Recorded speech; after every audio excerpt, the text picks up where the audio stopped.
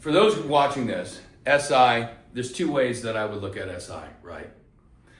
The doctors that are like, you know what, I really don't, actually three ways. I'm a young graduate, I don't know, I'm not sure if I want to get in. Well, hey, come take our intro course. Our intro course will warm me up for 2 days. You're gonna get 6 to 7 implants with, you're thinking it's great, right? No, drop in the bucket. And you're gonna be able to know really well, hey, is this for me?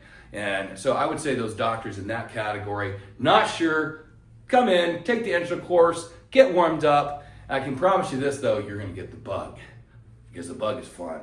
And then the world right now is going into that arena.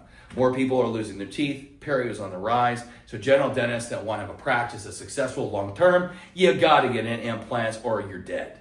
That's my opinion for doing dentistry over 20 years. And I'm seeing this all over the world right now. Those doctors that struggle, they're not doing the highest paid procedure that's needed. They don't have the products to sell in their office. So the first category, somebody listening to this is, am I on the fence? Take our entry course.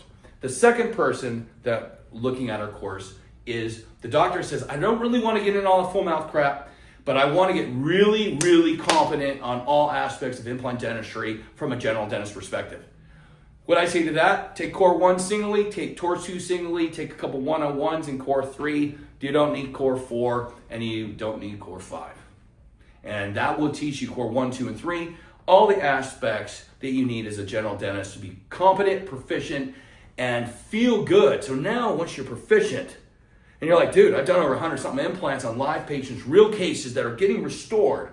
These patients are real paying customers that are getting crowns on. So when you place my implant, it better be in the right position because in about 8 weeks, I'm gonna take impressions or scans and make a crown for this patient and I'm gonna send it back to you so you can learn how it goes and what to do, okay?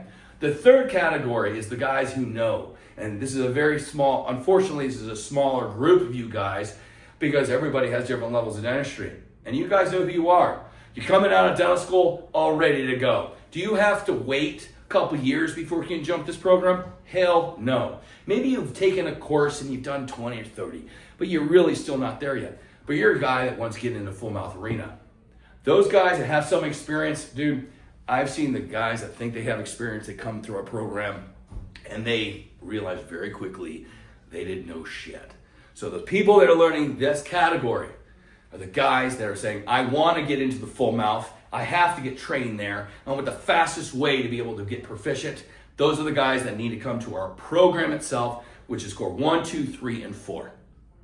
And pass your test at 5.